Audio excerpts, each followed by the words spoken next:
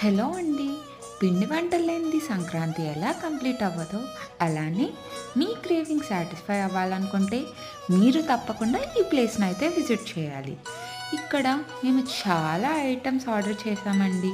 అదేంటో ఎప్పుడు నేను ఆర్డర్ చేసిన ఫుడ్ కంటే పక్కనోళ్ళు ఆర్డర్ చేసిన ఫుడ్ చాలా టేస్టీగా అనిపిస్తుంది కదా! మీకు కూడా ఇలానే అనిపిస్తుందా?